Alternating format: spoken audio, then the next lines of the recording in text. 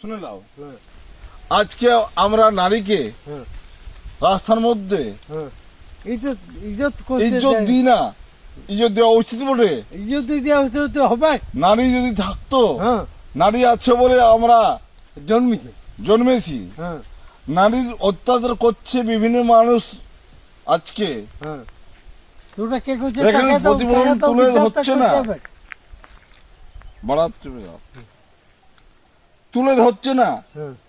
একটা নারী একটা পুত্র সন্তান, একটা পুত্রের সন্তান জন্মগ্রহণ করছে, কত কষ্ট করে, লেকিন তার রাস্তাঘাটে অত্যাচার করছে বিভিন্ন যুবকে। লেকিন তার অত্যাচার থেকে রক্ষা করার ভারত জন্মেছে না কেন? এইগুলো তুলে ধরতে হবে, রক্ষা করার জন্য যেমন এগুলো তুলে ধরতে হবে।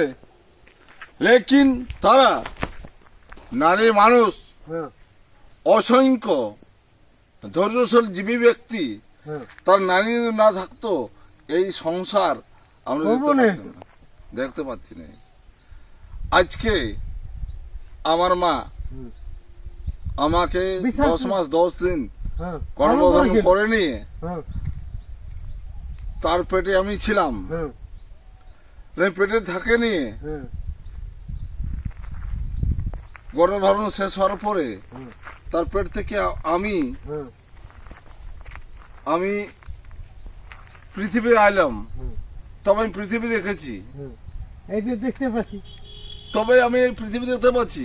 আমাকে পৃথিবী কে দেখাইছে? মায়ে। তা মা আমার জন্য কত কষ্ট করেছে, অনেকদিন কষ্ট করেছে। লেকিন সেই কষ্টর ব্যাপারটা এখনকার সাধারণ ছেলে মেয়েরা বুঝতে পারছে, শুধু বলছে এই মোবাইল, এইটা এই হচ্ছে, অমুক হচ্ছে, কিছু নাই।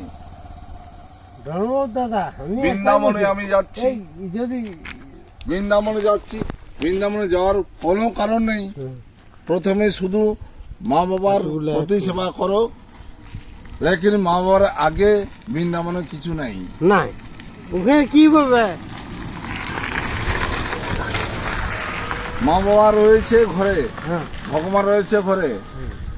আমি বৃন্দাবন কি জন্য যাব? যাওয়ার কোনো দরকার নাই। আমার বৃন্দাবনটা রয়েছে ঘরেই, আমার বৃন্দাবন রয়েছে ঘরে। বৃন্দাবনটাকে আমার বাবা, আমার মা, তাদেরকে খাবার দাবার দিব, তারাই আমার ঠাকুর।